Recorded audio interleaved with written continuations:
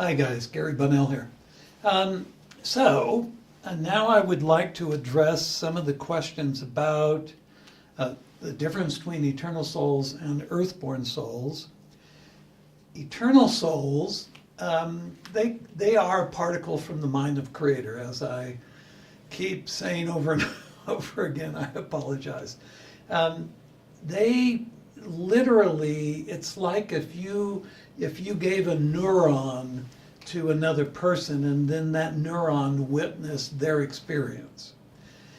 And that neuron then interacted with the other neurons within their cranial brain. So the earthborn souls are a little different in that they are literally born of Gaia's manifest reality. So my very famous image of a human. So here's a human, and a happy human. And this being has this wonderful etheric form that holds most of its memory, and it transfers a lot of memory from different incarnations into the mental body of the soul. It does retain its record, though. So in the Akashic records, you have two layers, one for the spirit and one for the eternal soul. And both are near identical, with the only difference being the soul's record doesn't have judgment or emotion, or it doesn't record that aspect of it.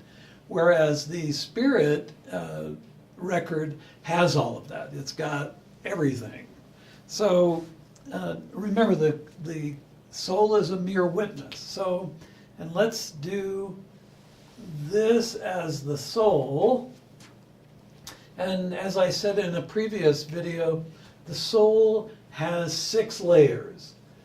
It has an etheric form which matches against it's where it connects and collaborates through the human etheric form. So it's all right there connected. That's where they connect. Then it has the etheric form. Then it has the astral layer, and that is considered to be a body. There are forms and bodies. So the body of the astral has 3 separate layerings. One is the lower astrals, the mid-plane astrals, and the upper astrals. Then what you have in the human is you've got that wonderful causal, then you've got and that's a form, that's not a body. Then you have the mental body, you have the celestial form, and then you have the Christ body. So that is how the eternal soul is arranged. It's like all the different layers in the Akasha, the Akasa, is all the layers are like this. They have a function. Each layer within Gaia's mind has a representative form of life on Earth. So when we look at how eternal souls are done, then we look at, we then go ahead and look at the earthborn soul. So you're still talking about that human. So when a human gets to a certain point and they become aware of all this, and what happens is that the spirit awareness lifts into soul consciousness, and there's an invitation that's automatic. And that invitation is for that spirit to now take the body that it helped guide in its creation, and return that body and the spirit, return it as one expression, not longer a collaboration, but one expression of pure energy. So what you have, when you have that happening is you've got this wonderful radiant being who has taken the invitation to ascend. And in that ascension, everything is integrated for that spirit. So all of its timelines, its millions and millions of expressions of life get all integrated into one final form of energy. And the body, the ancestral memory, the DNA that it's been collaborating with, that also gets all integrated into pure energy. And in some circles, some lineages, it's believed that an ascension affects 7 generations back. So when a person ascends, the ascension affects everyone along that timeline or along that ancestral line. I know we see time as linear, and Gaia and eternal souls see it as simultaneous. So that's a whole nother conversation. So this being then ascends. So they take up the invitation, they ascend, and they're in an adjacent reality. However, they can manifest a form that would appear to other humans who have not ascended. It would appear in an angelic way as opposed to a solid mass. And it would seem to be thought-based, where it travels at the velocity of thought. It can give any kind of form of expression that it wants. And that's fun. That lasts for a while. Then that ascended human would then want to perhaps invest in another timeline or another life or another human experience where there is an ascended being and a physical form, no longer a spirit, but an ascended being in a physical form. So what this ascended being does is it finds a human, female, and on Earth, it finds a female human with a womb that is harmonically equal to it. And what happens is when this ascended being connects with a womb that can withhold its energy, it then appears to the recipient, the female, and says, "Hi, like to take up residency in that womb of yours, and you can birth me, and then we'll go from there." So then what happens is that this being goes into this womb. When that being is then birthed out into this reality, it now, this is, by the way, the female is an ascended master also. It has to be. So now we have an ascended master who has come through an ascended master who now has the opportunity to become an earthborn soul by ascending that new form. And when it ascends that new form, it is now a soul, equivalent to eternal souls. The difference being eternal souls go from system to system, taking all the information of their witness from one system to the next and helping to establish life in that system.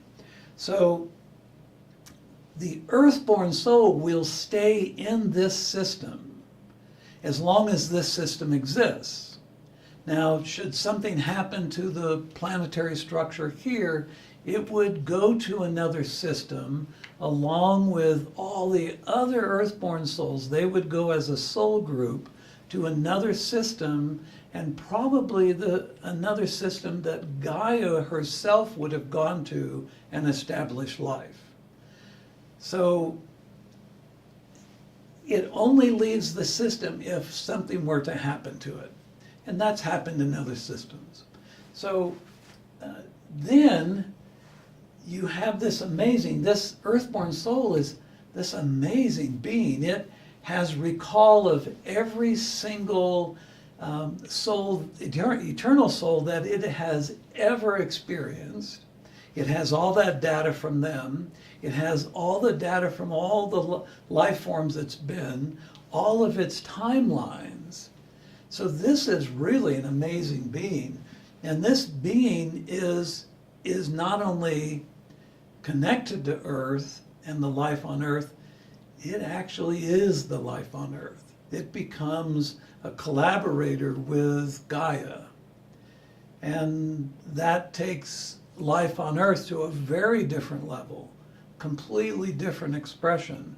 Now, this is happening now for a reason. In the middle of this unity cycle, eternal souls all are going to leave. And when they leave the system, humans still need that threefold mind. So Earthborn souls will take up the role of the eternal souls with a big difference. The Earthborn soul will actually be very involved in the guidance of every moment of every timeline. The timelines that are created will be Gaia's manifestation, not the eternal, not the souls. Right now, eternal souls are like creating the timelines. In the future, Gaia will create the timelines, and those humans will be body of the earth, spirit of the earth, and soul of the earth. So this will be a very powerful reality, and one that instead of having divisiveness will have this profound connectivity, and life will be very, very different. And all the adjacent aspects of Gaia's mind will also then be in collaboration with these earthborn souls. So it's a big deal, and it's happening. It's starting to happen. You're not going to hear so-and-so was in the kitchen doing dishes and suddenly ascended. You're not going to hear that type of thing. But there will be beings, human beings, ascending, and there won't be any religions created around them, which is a pretty major difference. Now, I love the teachings of Jesus. Because he was a master's master. He was the highest form of human you can gain. He was an earthborn soul on earth as a human. And he said, the things I am doing now, you will do and more. He also said, if an individual is of the right mind, that individual could say to the mountain, dive into the sea, the mountain would have to obey. The miracles that he created were because his status as an earthborn soul. Now imagine a whole